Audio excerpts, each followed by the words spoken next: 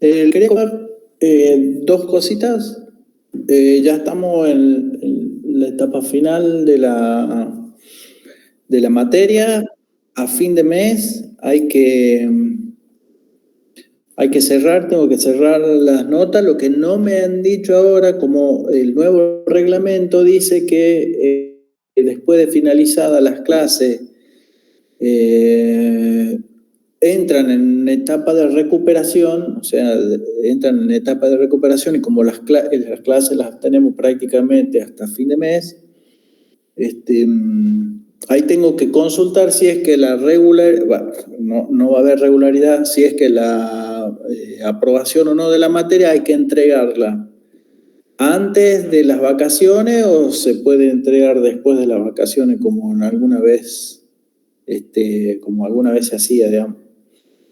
Entonces, nos quedan para rendir un tercer parcial estos tres temas y como sabrán es el último práctico. El último práctico lo van a tener la semana que viene, por lo tanto tenemos dos clases de impedancia y simetría y después vamos a tener algunas otras clases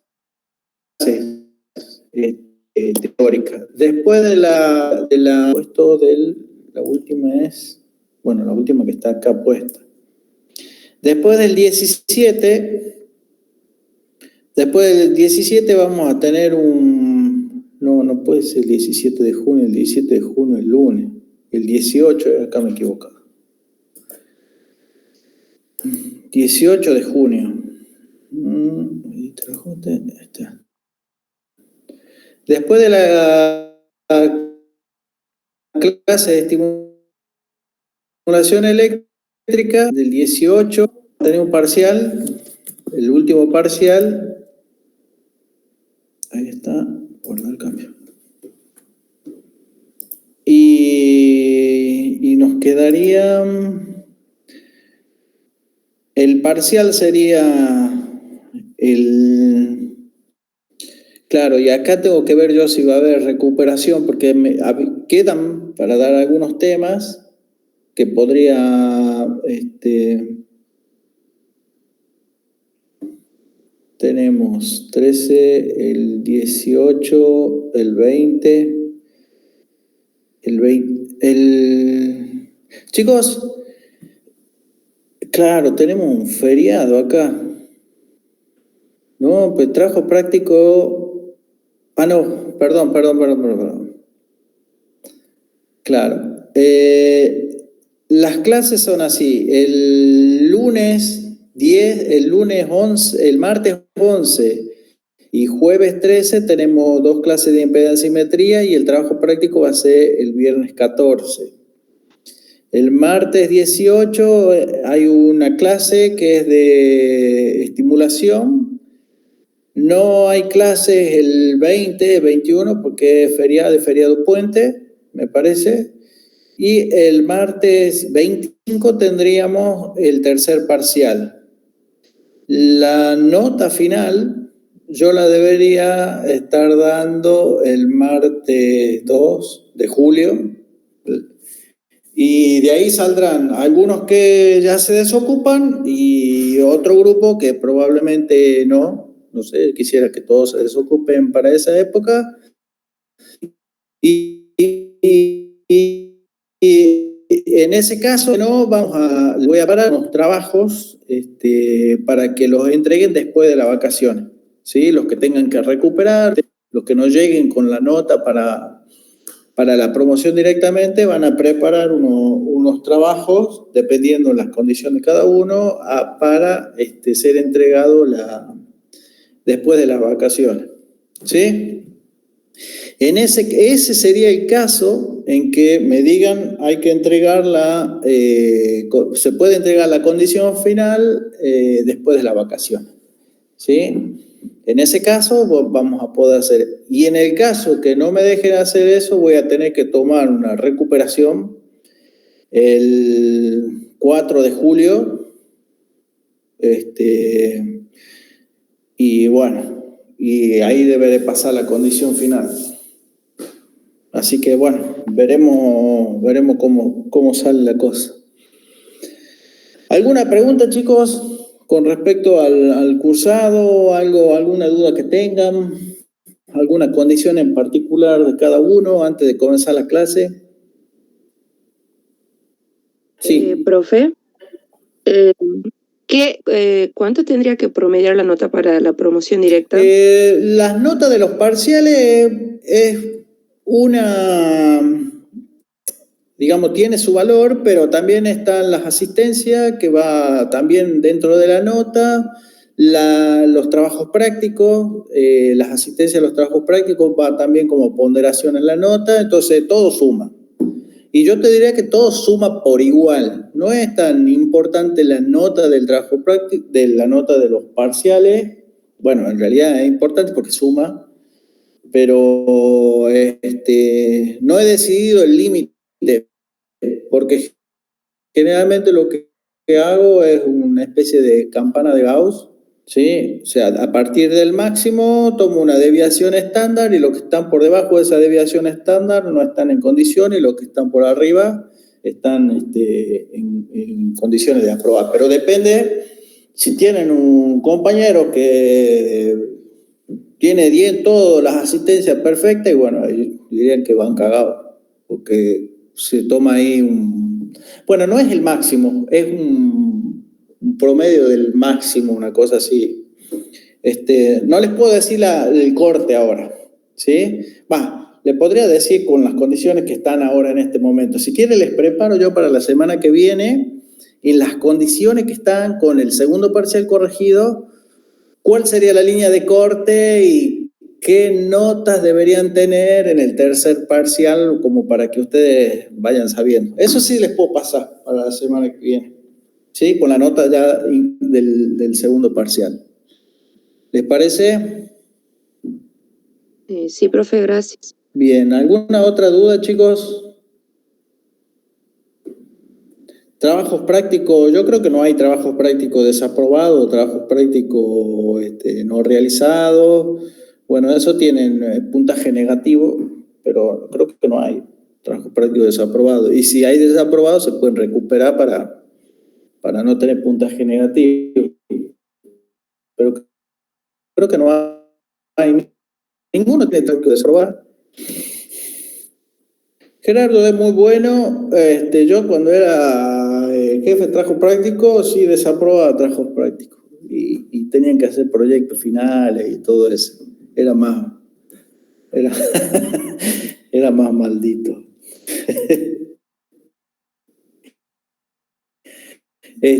Bueno, chicos, si no hay preguntas, comienzo con la teoría de hoy. Es teoría, no tiene trabajo práctico, pero va en los conceptos generales de lo que vamos a ver ahora, van en el tercer parcial, ¿eh? Así que si no hay preguntas, vamos por esto.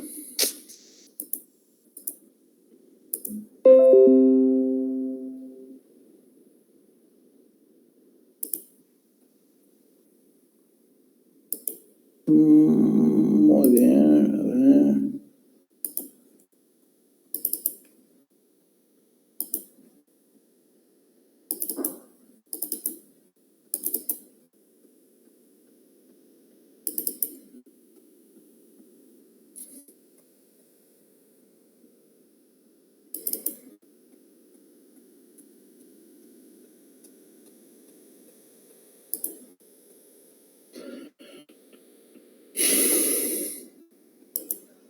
Bien, bueno, la clase de hoy es electroencefalografía. Esto en particular es una señal en donde el laboratorio donde nosotros hacemos trabajo de investigación, o sea, ya saben que la cátedra está dentro del INTEC, del Laboratorio de Neurociencia, hacemos mucho esto. Hacemos mucho electroencefalografía y hacemos mucho electromiografía. ¿Sí? No tanto electrocardiografía y las otras señales más del sistema simpático, sino que trabajamos más con esto. Desarrollamos mucho más este tema en una materia que se llama Introducción a la Neurociencia Computacional, que es una materia electiva que se dicta el cuatrimestre que viene. Bueno, ahí se desarrolla un poco más y tiene mucho desarrollo de computacional, digamos, mucho procesar y analizar datos, comprender bien la señal, ¿no? Ahora vamos a dar las bases teóricas básicas de lo que es el electroencefalograma. Vamos a hablar de cuál es la génesis, cómo sale el electroencefalograma. Probablemente es la señal eléctrica con menor amplitud dentro de lo que es el organismo humano y animal. Y requiere, obviamente, características particulares como alta amplificación, configuraciones particulares de circuitales, rechazo en modo común muy altos, porque recuerden, o sea, los sistemas, las señales biomédicas, yo no soluciono el problema de amplificar, de adecuar o acondicionar una señal biológica a los voltios o a los cientos de milivoltios, que también vale, sino el problema es la cantidad de ruido que tiene, y mientras más amplificación tenga, porque la señal tiene muy chiquita amplitud, voy a estar amplificando interferencias y voy a necesitar configuraciones especiales para poder solucionarlo. Desde ya le voy diciendo de que estas configuraciones que hemos estado viendo de amplificadores diferenciales funcionan bien si no se amplifican tanto. O sea, si los factores de amplificación no son tantos, podrías decirle que 1000, 2000 veces pueden andar bien, pero cuando uno necesita amplificar 5000 veces, 10.000 veces, 20.000, 50.000 veces, como lo requiere el electroencefalograma, estas configuraciones empiezan a tener problemas.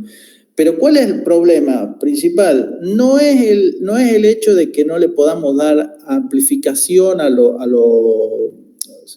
poder de amplificación a los dispositivos, sino el problema es que tenemos muy poco control sobre lo que es el rechazo en modo común.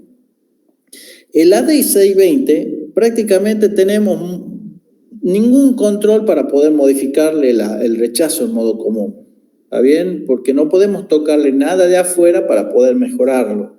Si nosotros armamos la etapa 1 y la etapa 2, lo máximo que podemos hacer es ponerle una resistencia variable y tratar de balancear lo que es la segunda etapa, el que da el rechazo en modo común. ¿Sí? Entonces, esas son las principales dificultades de esta configuración. Vamos a ver las especificaciones técnicas, los electrodos que se necesitan, las configuraciones que se necesitan para capturar la señal del electroencefalograma, los equipos, los trazados característicos del electroencefalograma, las limitaciones, lo que es el mapeo cerebral, que se utiliza tanto en el ámbito clínico como en otros ámbitos de investigación.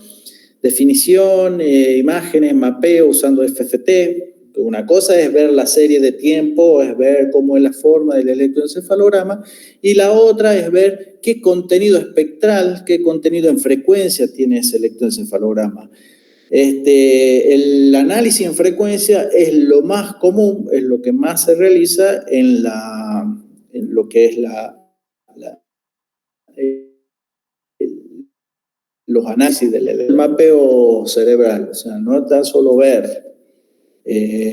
A ver, ¿hacia dónde tiende todo esto? Esto lo que intenta hacer es reemplazar los procedimientos de imágenes, ¿sí? Imágenes, tomografía computada, resonancia magnética funcional, todo eso que van a ver en materias de imágenes, cuando tengan imágenes, tienen una gran resolución espacial, o sea, que se puede ver al milímetro qué es lo que está pasando en cada parte del cerebro, no tan solo en la corteza o en la superficie del cuero cabelludo, sino dentro del cerebro, qué es lo que está pasando.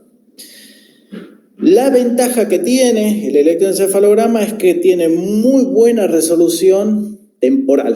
O sea, podemos ir diciendo, estos cambios en este lugar del cerebro ocurren en un rango de milisegundos y puedo ver qué es lo que pasa en ese rango de milisegundos, ¿sí? 10 milisegundos, 100 milisegundos, puedo analizar ondas, sucesos que transcurren muy rápidamente y en imágenes no. Entonces vamos a ver hacia dónde tiende en realidad esto. A pesar de que los equipos electroencefalograma, a ver, un equipo de electroencefalograma actual, de acá por ejemplo en esta universidad tienen uno de 256 canales y cuesta alrededor de 250.000 euros, una cosa así. Pero un equipo de resonancia magnética cuesta 4 veces eso, de última generación, ¿no? Entonces son muy costosos, pero la electroencefalografía en sí siempre es una tecnología más barata. Es más, la podemos muchas veces armar nosotros. Hay proyectos que hemos tenido en la carrera de grado que han armado amplificadores de electroencefalografía. Bueno, la electroencefalografía es la exploración neurofisiológica de la actividad del cerebro. Y esto se logra, esa actividad eléctrica que ocurre en el cerebro, se logra colocando electrodos ubicados sobre la superficie de la cabeza. Para registrar actividad del cerebro hay diferentes formas. Es poner electrodos, contactos metálicos o electrodos sobre lo que sería el cerebro mismo, eso se llama electrocorticograma. Cuando uno lo pone sobre el hueso, también se le suele llamar electrocorticograma, pero esto es puesto sobre el hueso, haciendo a un lado la piel, ¿sí? Y la otra es poniendo sobre la piel, es el menos invasivo porque no requiere ningún tipo de procedimiento quirúrgico. Y eso se llama electroencefalografía. Entonces, electroencefalografía es un método para explorar la actividad del cerebro, pero no requiere ningún procedimiento de tipo invasivo, ninguna operación ni nada, sino es pegar un electrodo sobre el cuero cabelludo. Cuando me empiezo a meter debajo de la piel o debajo del hueso hasta llegar al cerebro, ya tienen otro nombre la señal cortical, ¿sí? Estos potenciales son generados por la actividad neuronal, ¿sí? Y se observan de la superficie con amplificaciones adecuadas. Dentro del cerebro, sobre el cerebro mismo, sobre el tejido cerebral, esa actividad puede llegar a tener el orden de los milivoltios sobre el cerebro, pero como esa actividad en el orden de los milivoltios tiene que pasar sobre el tejido conectivo, sobre el hueso, que es principalmente no conductor, y sobre la piel, que tiene un alto contenido en grasa, generalmente el cuero cabelludo, que tienen que proteger del calor y todo eso, ofrecen mucha resistencia al paso de la corriente. Entonces, esa tensión que se genera de 1 milivoltio es atenuada grandemente, de tal forma de que sobre la superficie se observan en el orden de los microvoltios. ¿Sí? Este trazado, esta señal oscilatoria que se suele llamar electroencefalograma, refleja lo que es la función cerebral. ¿Sí? Mientras más grande es el electrodo que ponga sobre el cuero cabelludo, voy a tener menos resolución espacial, menos especificidad espacial, ¿sí? Mientras más chiquito sea el electrodo, voy a tener mayor especificidad, ¿sí? Si pongo es como el electromiograma. Claro, como el electromiograma, si yo pongo un electrodo grande sobre el músculo, voy a ver fibras, incluso del músculo, y muy probablemente vea de músculos que están por debajo, que están al costado y de todos lados. Lo mismo pasa en el cerebro. Si yo pongo un electrodo bien pequeñito, voy a ver la actividad de pequeñas redes que están ubicadas por debajo del electrodo. Si pongo electrodos muy grandes, voy a ver un montón de actividad, pero que representa la actividad de muchas cosas, de toda un área, por así decirlo, ¿no? Entonces, en electroencefalografía lo que se busca es que los electrodos sean de tener una mayor especificidad espacial, de que sean lo más chiquito posible. ¿De dónde surge el electroencefalograma? Bueno, lo que tienen que saber es que desde la parte más periférica del cortical, se le llama. La primera capa es una capa superficial donde hay pequeñas células, ¿sí? Células. Acá en esta imagen se ven los cuerpos de las células, es para ver la cantidad. Esta otra preparación que vendría a ser de la misma capa, nada más que aparte de los cuerpos de esas neuronas, se ven las dendritas. ¿Está bien? Y otra tío que en donde no se ven los cuerpos neuronales, solamente se ve la densidad dendrítica que tiene esa capa. ¿Está bien? Estos son 3 tipos de tinciones diferentes para ver distintas características de cada una de esas capas. Entonces podemos ver que en la capa superficial, plexiforme está formada por cuerpos, son cuerpos chiquititos, neuronas muy chiquititas, pero que tienen un alto grado de dendritas. El hecho de que tengan un alto grado de dendritas significa que muy probablemente se están conectando, están haciendo conexión con otros lugares o con ellas mismas, ¿no? Hay un alto nivel de conectividad. En la segunda capa hay una capa de células granulares, son células muy chiquitas en donde esas células no se expanden tanto con su línea dendrítica, o sea, no hacen tantas conexiones. En la tercera capa son células piramidales que en particular en el cerebro lo que suele ocurrir es que mientras más grande es el cuerpo dendrítico, más largo puede ser la línea axonal. La salida, la dendrita, el árbol dendrítico es generalmente más grande. Quiere decir que abarca áreas más grandes del cerebro, ¿sí?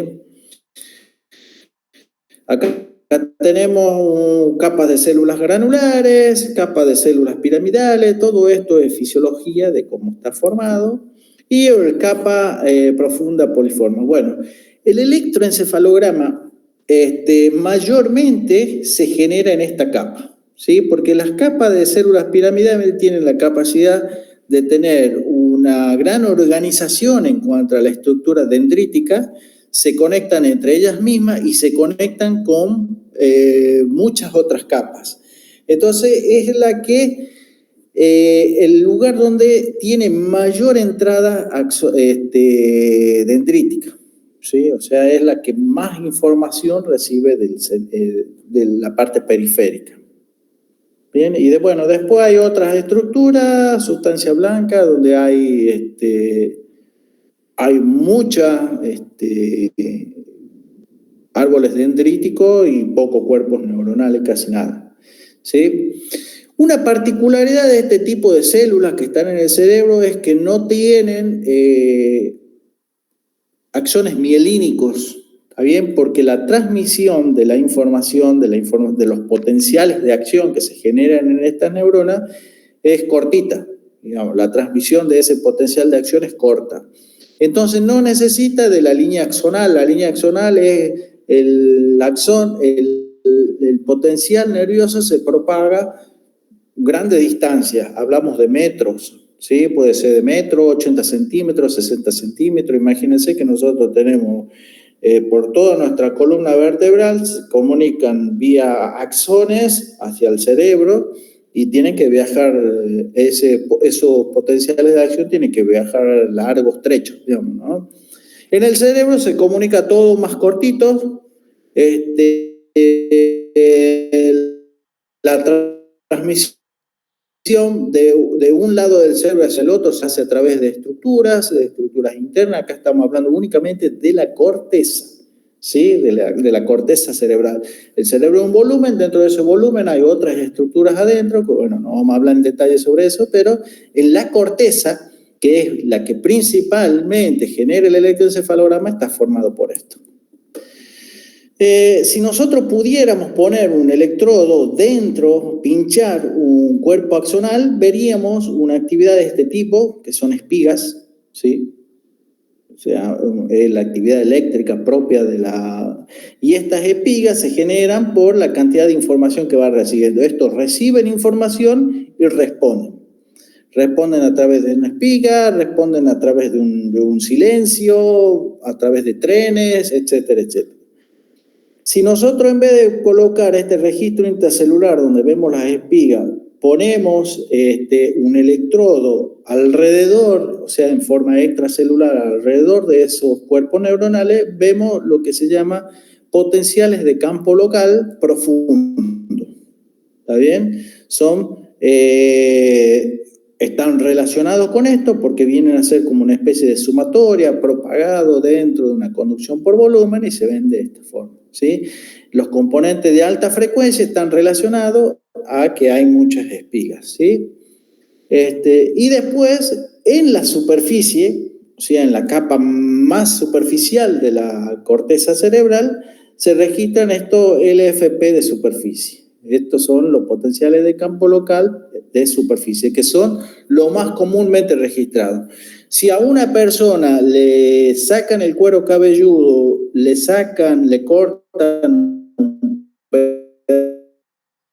pedazo del hueso y le ponen cabelludo, estos potenciales de campo local, ¿sí?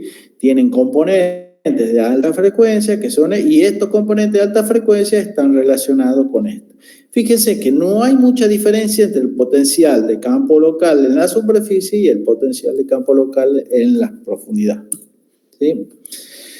Estos potenciales que se registran en corteza generalmente tienen una componente oscilatoria, significa que lo que yo veo arriba no es una señal de este tipo, sino que es una señal que va oscilando. Esta oscilación es generada por las estructuras de conexión que tienen estos cuerpos neuronales. Generalmente están modelados por el cuerpo piramidal y una serie de neuronas que son inhibidoras y otras que son excitadoras, en el sentido que la actividad de esta neurona, si disparo o no disparo, está regulada por la actividad que reciben determinadas células que pueden ser inhibidoras, es decir, si esta célula está recibiendo mucha información, lo que le va a mandar a esta es una inhibición. ¿Qué significa? Que va a hacer que esta neurona no dispare, no se conecte, no dispare, no mande nada. En cambio, si las neuronas son de tipo excitadora, lo que generalmente hacen es que este cuerpo neuronal que baje su umbral de disparo y sea más fácilmente excitable, o sea, reciba poquita información y responda. Estas cosas que se ven acá, ¿no? Acá hay mucha actividad, acá hay nada de actividad, nada de actividad. ¿Bien? Esta estructura se tiene sobre la corteza y es una conexión de todas estas estructuras anatómicas. Pueden ser grandes osciladores o pequeños osciladores, ¿sí? Bien. Estos osciladores corticales que están acá, están en la superficie, que es lo que finalmente registramos desde afuera, están modulados o pueden estar controlados por estructuras internas. ¿Está bien? Acuérdense, en el cerebro está el cerebelo, está el hipocampo, hay muchas otras estructuras adentro que son las que se encargan de modular la actividad más periférica, o sea, la actividad más de corteza. ¿Está bien? Los sucesos de emociones generalmente suceden adentro y de ahí modulan la actividad de afuera. Todo está conectado dentro del cerebro. Entonces, imagínense que bajo esta hipótesis, registrando la actividad del electroencefalograma en la corteza, se pueden hacer estimaciones o se pueden hacer inferencias acerca de qué es lo que está pasando dentro del cerebro, ¿sí? De qué estructura puede estar afectando, porque como está todo anatómicamente conectado, se puede hacer estos estudios. La señal de electroencefalograma no tan solo se analiza en este dominio que se llama dominio tiempo, porque acá tenemos el tiempo y acá tenemos las amplitudes, sino que se la suele analizar en el dominio también de la frecuencia. Como es oscilación, las oscilaciones están caracterizadas por componentes de frecuencia, entonces se la analizan a través de un espectro. Entonces, ¿qué es una señal de electroencefalograma? Si tuviera que define suma de corrientes dendríticas. Fíjense que acá hay lo que mide el electrodo está lejos, está, digamos, relativamente lejos de donde sucede la cosa. ¿Está bien?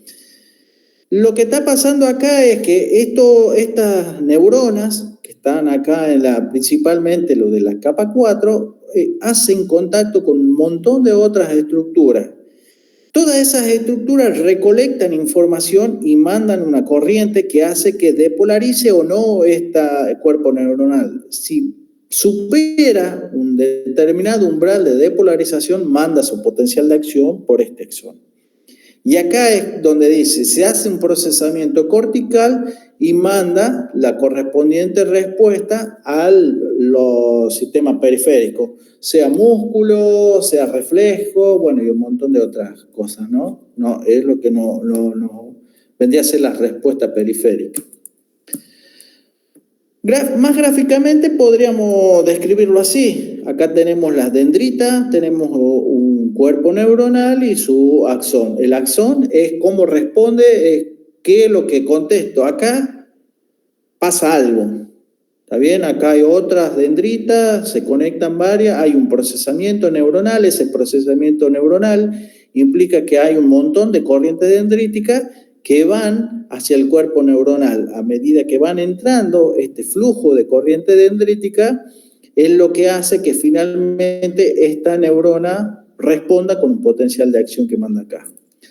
Estas son las entradas sinápticas excitadoras, en el caso de estas que están en azulcito. Esta es la dirección de depolarización, digamos, hacia dónde van las corrientes, la corriente de depolarización. Y esto es lo que se llama árbol dendrítico. El potencial de acción, el que hace que el potencial de reposo de esta neurona empiece a subir. ¿Está bien? Empieza a subir. Cuando llegue a un determinado umbral, dispara su potencial de acción por este axón. Este flujo de corriente generalmente se suele modelar con una sola línea de corriente. Esto podemos decir también que es una especie de dipolo, también en donde tenemos el signo más arriba, el signo menos abajo. Tenemos una dirección de corriente y es un dipolo de corriente o tensión. ¿Está bien? La sumatoria de todas estas corrientes, es lo que finalmente se ve en el electroencefalograma. Entonces, esta corriente, sea más grande, más pequeña, es lo que está provocando, lo que está evocando la señal electroencefalográfica. En la neurona, como para que ustedes vean qué es lo que se ven, si nosotros fuéramos capaces de medir las corrientes sinápticas, o sea, por cada una de estas dendritas, viene corriente que se termina acumulando, que está entrando a esta neurona. Acá tenemos una curva de corriente, porque esto sí se ha medido. Entonces hay una suma de corriente. Cuando supera determinado umbral, o sea, esta corriente, ¿qué es lo que hace? Va depolarizando el cuerpo neuronal. Cuando esto supera un umbral, ¡pum!, dispara una espiga por este axón. Y este axón va para diferentes lugares. ¿Sí? Cuando muchas de estas le pasa a un grupo de redes neuronales locales, le pasa eso, es lo que nosotros vemos con potenciales de campo local. Y si ponemos un electrodo en medio de este conjunto, en esta red de neuronas, sin pinchar ninguna en particular, lo que vamos a ver es este potencial de acción. ¿Sí?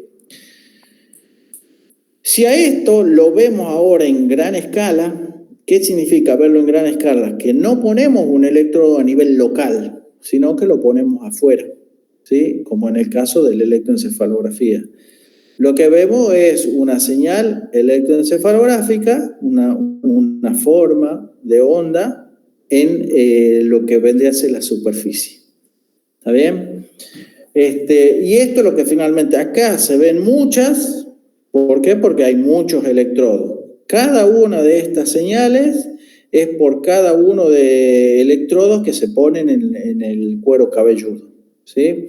Entonces, la actividad eléctrica del cortical se puede dividir a nivel microscópica, en donde se miden corrientes sinápticas, a nivel mesoscópico, en donde se ven redes neuronales pequeñas a nivel mediano, y en macroscópico, que vendría a ser el electroencefalograma.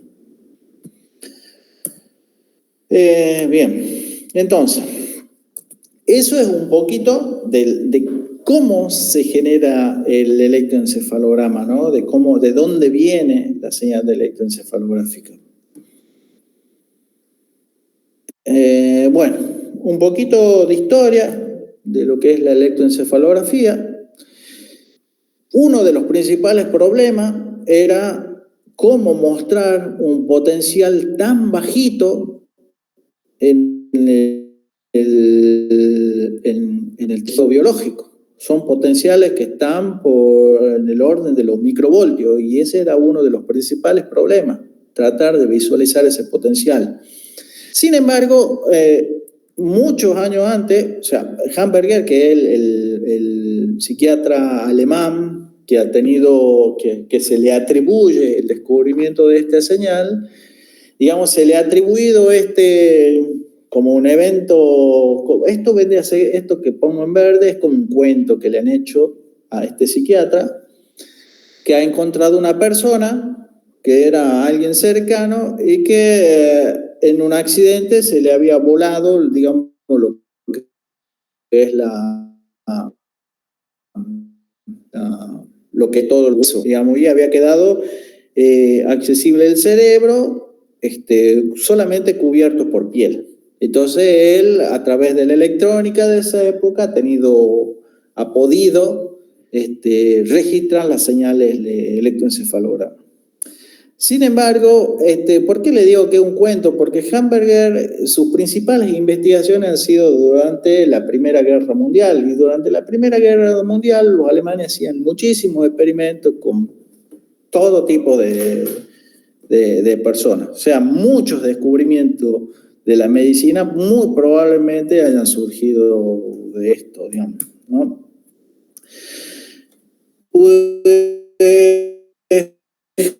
Hamburger hubiera recibido un Nobel. Este descubrimiento es para un premio Nobel, pero debido a que las condiciones en donde todo este descubrimiento ha surgido en el ámbito de la Primera Guerra Mundial, entonces no se le ha dado, porque había muchas cosas oscuras, capaz que inventaba verdades, pero eso nunca se ha sabido, pero digamos, se ha descubierto un acto medio controversial. Finalmente, en el 91 muere, se suicida en una clínica psiquiátrica. ¿Por qué rescato esto? Porque muchos dicen de que era tanta la carga que él tenía la culpabilidad, porque él termina descubriendo una herramienta que sirve para diagnosticar enfermedades, pero era tanto el historial negativo, que puede haber sido o no, que lo ha afectado un montón. Entonces se termina suicidando.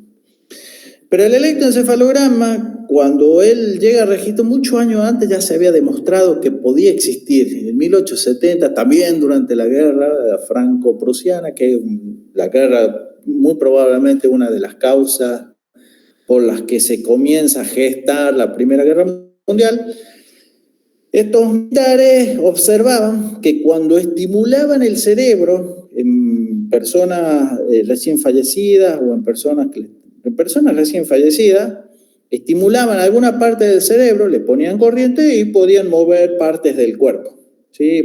Podían mover una mano, podían mover las piernas, pasaba algo.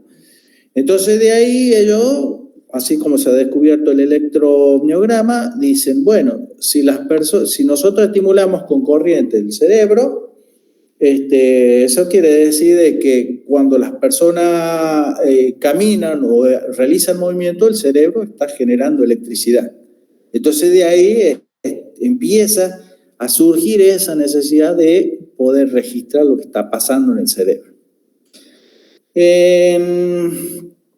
Este investigador fue capaz de producir con él, ha demostrado que hacía mucha experimentación animal y ha demostrado que en perros se podían ver esos potenciales. La experimentación animal era totalmente permitida, la experimentación animal siempre ha sido prácticamente sin restricción en estos años y bueno, con amplificadores adecuados se podían ver. En particular, se ha descubierto en estos animales lo que es la epilepsia. La epilepsia es una actividad particular del electroencefalograma, pero que tiene la particularidad de que tiene gran amplitud. La amplitud de la señal en epilepsia es muy grande y se puede ver bastante bien. Entonces, después hay una historia, no se la voy a mencionar en este video, pero termina que en 1934 se hace una demostración pública de lo que era el descubrimiento de Hans Berger, ¿sí? Y ahí han verificado por primera vez el ritmo de Berger, que justo estos investigadores, Adrián y Mateus, estos últimos, verifican lo que Hans Berger aseguraba haber, es más, había publicado, ¿no? En una publicación, en 1929 Hans Berger publica este trabajo, ¿sí? En alemán, en donde muestra el famoso bloqueo alfa, ¿sí? Esto es una señal que está de un oscilador a 10 Hz, y esta es la señal electroencefalográfica, ¿sí? Esto es en la condición de ojos abiertos, de ojos cerrados. En ojos cerrados hay una gran activación, la onda cerebral se incrementa su amplitud, que está oscilando más o menos a esta frecuencia, y cuando abre los ojos, esa oscilación, esa gran oscilación desaparece. Este descubrimiento es lo que lo ha hecho famoso a Hans Berger y ha sido el gran descubrimiento de la época. ¿Está bien? Acá tenemos ojos abiertos, cierra los ojos y comienza la activación de la onda alfa. Esto se ha observado en banda alfa, que son ondas de 150 a 200 microvoltios, y las ondas betas, que también son de menor amplitud, pero están desde los 13 Hz para arriba, hasta los 20 Hz aproximadamente. Entonces, este ha sido el primer descubrimiento, la primera publicación científica sobre las ondas de Berger, que después se hace público cuando lo hacen estos otros investigadores más adelante, ¿no? Bueno, en cuanto a las aplicaciones, ¿para qué se utiliza actualmente el electroencefalograma? Se lo utiliza para determinar daño cerebral, para determinar epilepsia, como le había comentado, una onda particular del electroencefalograma, para el diagnóstico de la muerte cerebral. La muerte cerebral es una condición, una condición oscilatoria de las ondas del cerebro que es irreversible. ¿Está bien? A eso se le llama muerte cerebral. Patología psiquiátrica, trastorno del sueño, trastorno de aprendizaje, monitoreo de la función cerebral, en unidades de terapia intensiva, para el monitoreo continuo en procedimientos intraoperatorios, para el diagnóstico de la profundidad de coma 1, coma 2, coma 3, se puede establecer el estado de coma de las personas monitoreando la actividad electroencefalográfica, evaluaciones del procesamiento neurocognitivo de la información sensorial, cómo nuestro cerebro procesa toda esa información para comprender mejor esa forma de procesar, estudio de las emociones, sistemas de comunicaciones alternativas, son algunas de las aplicaciones, entre muchísimas otras, de lo que es el electroencefalograma, ¿no? ¿Qué características eléctricas tiene? Está en el orden de 5 a 100 microvoltios, Sobre la calota significa sobre el cuero cabelludo, y en el orden de 1 a 2 milivoltios sobre la superficie del cerebro. Eso es debajo de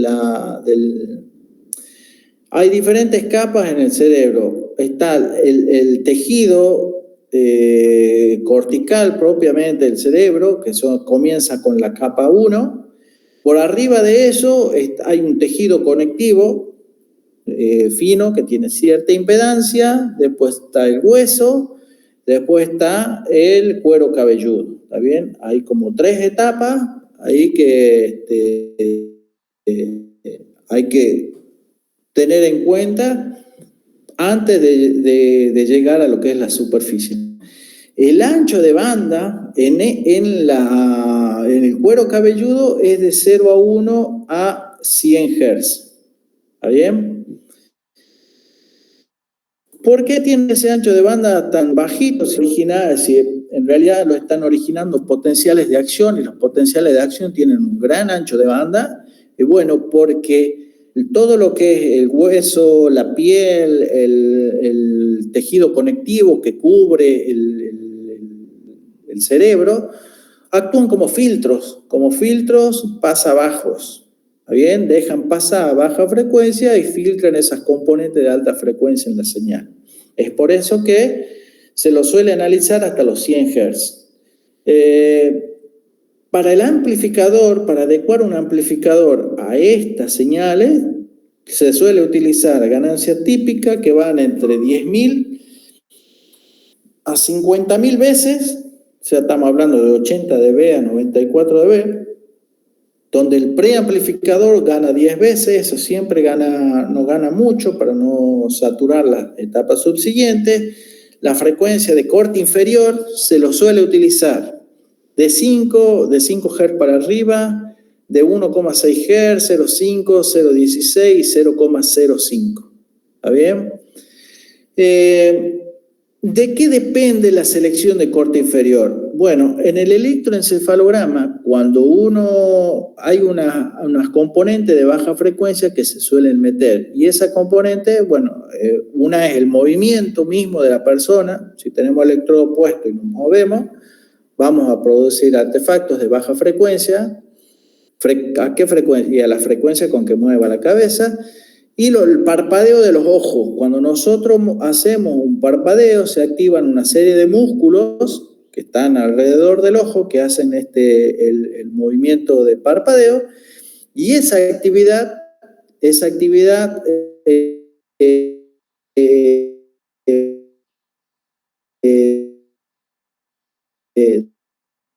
de movimiento en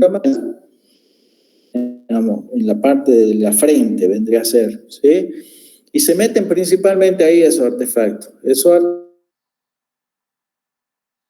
artefactos son componentes de frecuencia. Para arreglarlo, se suelen poner filtros que van de 5 Hz para arriba, 3 Hz para arriba, 1,6 Hz para arriba, depende de cuánto parpadeo haga la persona. Y el amplificador con el filtro suele ganar 1000 veces. Entonces, preamplificador de 10 veces más amplificador de 1000 veces, tenemos unas 10.000 veces acá.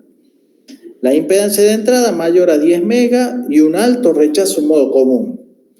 Acá, ¿por qué el alto rechazo en modo común? Porque acuérdense, el rechazo en modo común es directamente proporcional a la ganancia diferencial dividido la ganancia en modo común.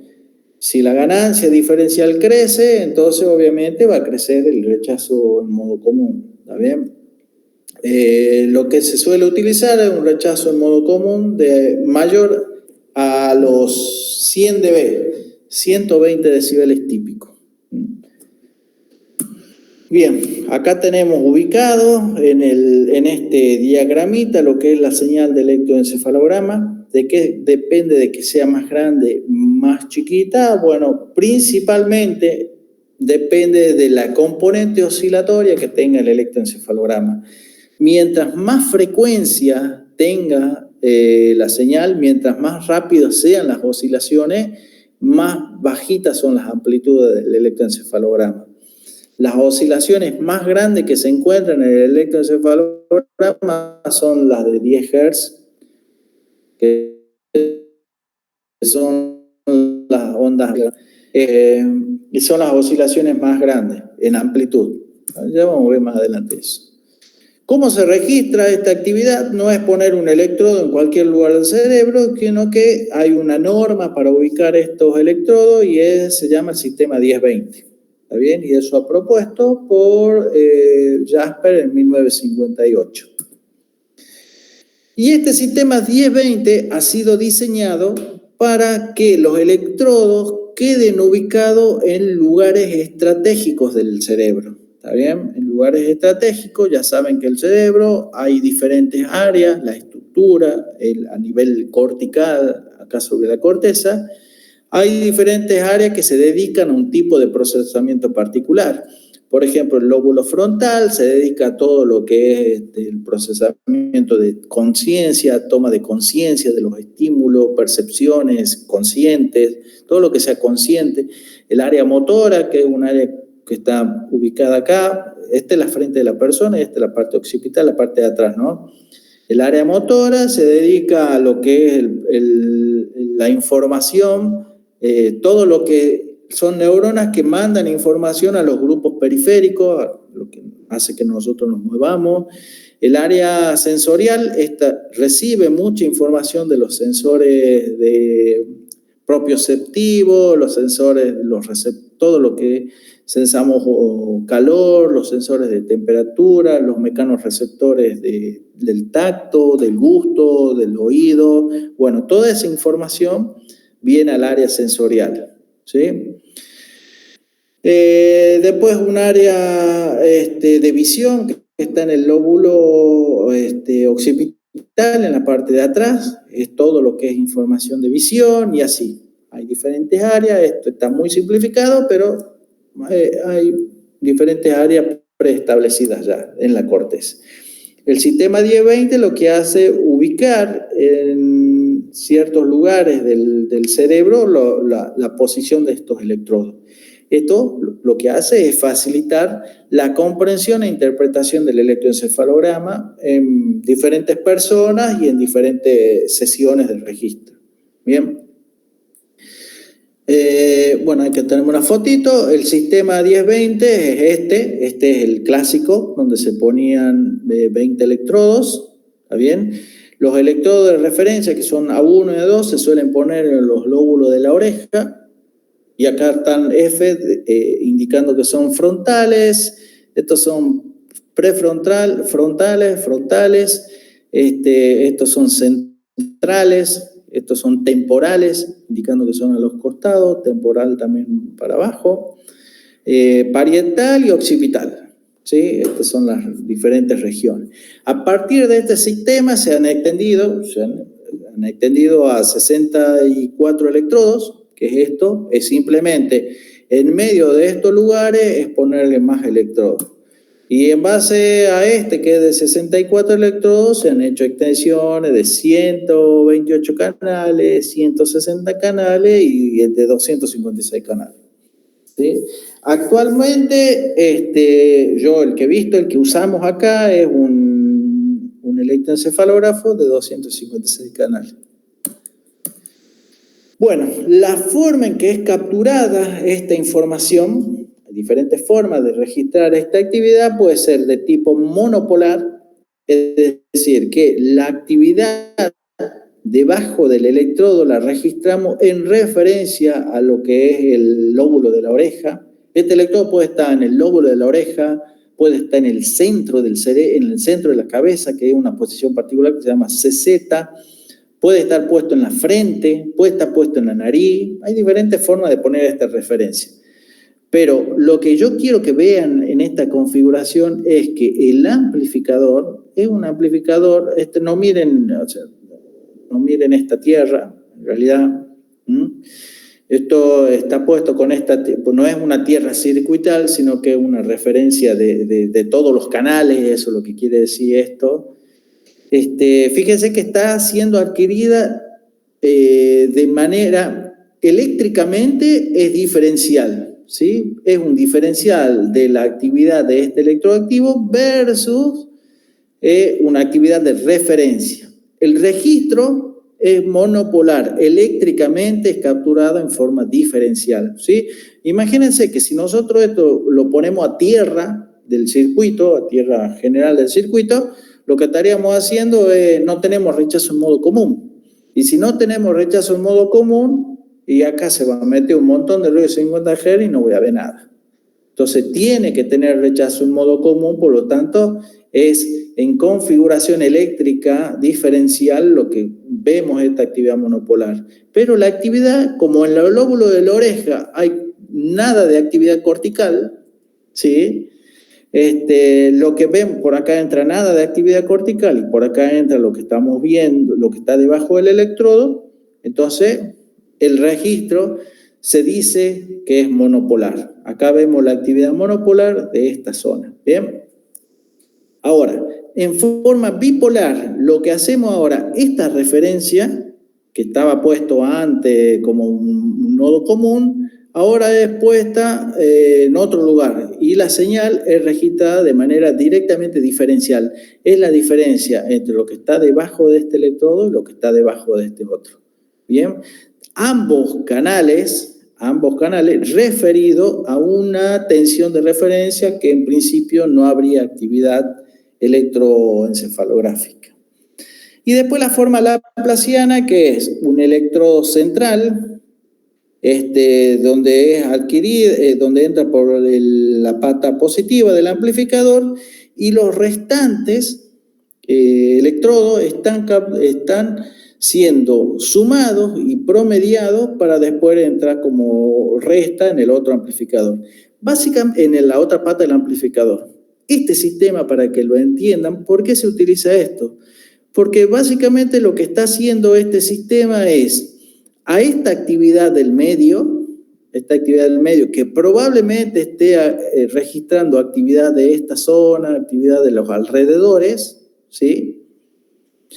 Esta actividad entra, es la actividad debajo del electrodo más la actividad de los que vienen de los costados, ¿sí? Lo que estamos haciendo es a esa actividad restarle la actividad que tiene a la vuelta. Como que lo estamos haciendo más específico de su zona, más específico de esta zona. Entonces, al hacer esto, perfecto, lo que estamos haciendo es que esta configuración tenga una especificidad espacial mucho más chiquita. ¿Está bien? Es capaz de capturar electrodos bien cercanos. Esta configuración diferencial está bien, pero puede estar capturando información de algo que esté por acá alrededor. ¿Está bien? Y esta configuración no la elimina. Y en realidad lo que estoy registrando es un área es un área comprendida entre los dos electrodos, ¿sí? O sea, tengo una especificidad espacial más grandecita. Y acá la especificidad espacial es, si yo tengo una actividad que se está generando acá y se propaga por conducción de volumen de este electrodo, nunca lo voy a saber. ¿Está bien? Entonces la especificidad que tiene una configuración de este tipo monopolar no es muy buena. Fíjense las señales. Si el foco de la actividad electroencefalográfica está justo debajo del electrodo, en configuración monopolar, y bueno, yo vería que debajo de ese electrodo la actividad sería muy grande, ¿sí? Mientras que en los otros, en este electrodo, la actividad de este va a ser más chiquita porque está más lejos. Se propaga por conducción de volumen, pero la vería con mucho menos amplitud, ¿sí? Si la configuración es bipolar, lo que va a pasar es al revés. Digamos, si este es el foco, yo lo que vea en la señal electroencefalográfica de menor amplitud, eso significa que en esa región se está generando la actividad, ¿sí? Si en la región donde la señal es muy bajita, está entrando como en modo común a este electrodo y a este electrodo, por lo tanto se resta y se hace chiquitita. Entonces, dependiendo si el registro es monopolar o el registro es bipolar, es la interpretación que se le da a la señal de electroencefalograma, ¿sí? En cuanto a la amplitud. Los electrodos Pueden ser de tipo copa, que son estos electroditos. Esto tenemos ahí en el laboratorio, allá en Tucumán. Son metálicos, son de plata clorada o de oro también. Lo que tenemos son estos cubiertos de oro.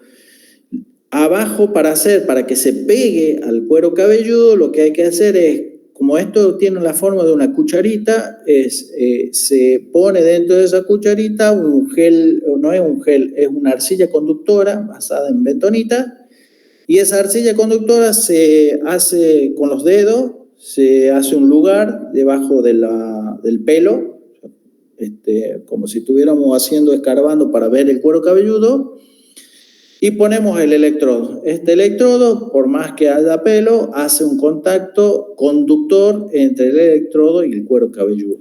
¿Sí? Y como la arcilla es prácticamente sólida, bueno, no es como un gel, se pega el electrodo, queda pegado. ¿Bien? Eso es una forma. Estos son electrodos para poner electrodos de referencia, van sujetados a la oreja. Acá tenemos puestos unos electrodos, ¿sí? Pegados unos electrodos. Esto es muy común en el área clínica, en los hospitales, en los sanatorios. Este tipo de configuración no se ponen los gorritos porque esta configuración no produce una carga, una presión sobre el cuero cabelludo que muchas veces es incómoda. Y después están estos otros que se utilizan electrodos tipo puente. Esto se apoya sobre el cuero cabelludo, esto se embebe sobre un líquido que está compuesto de sal y unos geles conductores. Esto está sobre la piel, esto sobre el cuero cabelludo, y con esto se hace pasar por estas guías unas gomitas, pueden ser plástico, que hacen presión sobre la cabeza, así como hasta acá, son como unos puentes, ¿sí? Entonces, y nada, este electrodo se conecta a todo a este material conductor. Estos suelen ser bastante incómodos, prácticamente han desaparecido porque hay que hacer mucha presión para que se den las señales. Se utilizan mucho estos gorritos, son mucho más prácticos. Dentro de esos gorritos, fíjense que tienen por arriba como un agujerito, por abajo tienen un disco metálico con un agujerito, ¿sí? Esto se lo ponen sobre el gorrito, y lo que hay que hacer es ponerle gel. ¿Está bien? En esos agujeritos, como llenar toda ese domo que aparece, ese espacio que aparece entre el metal y este espacio, se llena de gel. Entonces, como este espacio está en contacto con el cuero cabelludo, ese gel va a ser el contacto físico conductor, ¿sí? Estos son electrodos activos, que se le llaman activos porque parte de su etapa preamplificadora está en el mismo electrodo, ¿sí? Como acá. Entonces, la señal ya va preamplificada al amplificador. Eso está muy bueno porque tiene mucho menos interferencia, y se colocan de la misma forma. Esto hace contacto con la piel, con esto se introduce un gel que hace el contacto eléctrico conductor, ¿sí? Bueno, los registros, acá podemos ver algunos registros de cómo se ven en forma monopolar. Se puede ver los registros en forma temporal, o se puede ver en cuanto al contenido en frecuencia que tienen las señales, ¿no? El contenido en amplitud podríamos relacionarlo también. En vez de verlo de esta forma, podemos ver en qué áreas tiene mayor actividad, ¿no? O se pueden hacer estos diagramas de conectividad, de cómo se conectan los diferentes lugares del cerebro durante cierta condición. Estos equipos de electroencefalografía generalmente son complementados con estudios con imágenes, en este caso de tomografía, a partir de los cuales en la imagen tomografía se puede ver, digamos, se relaciona lo que estaría produciendo adentro del cerebro la señal electroencefalográfica. Recuerden que la señal electroencefalográfica es actividad acá arriba. Y estas imágenes muestran información de lo que está pasando adentro. Estos diagramas de colores es una extrapolación de lo que está pasando acá arriba. Ingeniero. Sí. Disculpe, hay algunos que tenemos que irnos porque a las 10 rendimos en la facultad. Traductores. Bueno, me van dejando la asistencia, porfa. ¿Quiénes son los que rinden, traductores? Sí. Bueno, me van dejando la asistencia. Bueno, yo voy pasando esto rápidamente. Estos son electroencefalógrafos comerciales, digamos, que los venden. Dicen que se pueden hacer electroencefalografía con la persona haciendo diferentes actividades. Esto es bastante controversial porque actualmente es muy difícil hacerlo. Y bueno, hay sistemas de electroencefalografía. Chicos, ¿saben qué? Mañana, ¿qué les parece? A ver, ¿qué hora? Porque si ya se tienen que ir y a mí me quedan... No, me quedan muchas diapositivas. Chicos, ¿qué les parece si mañana seguimos una media horita de clases en el horario del práctico? Puede ser a las 10 de la mañana. ¿Les parece? Bien, no hay problema, Inge. Sí. Mañana a las 10 de la mañana quedamos acá con estos equipos, con estos encefalógrafos comerciales. Lo que yo les quiero comentar es cómo se aplica, cómo se utilizan estas señales de electroencefalografía. Entonces hay unas aplicaciones muy lindas y que me gustaría comentárselas con más detalle. Mañana,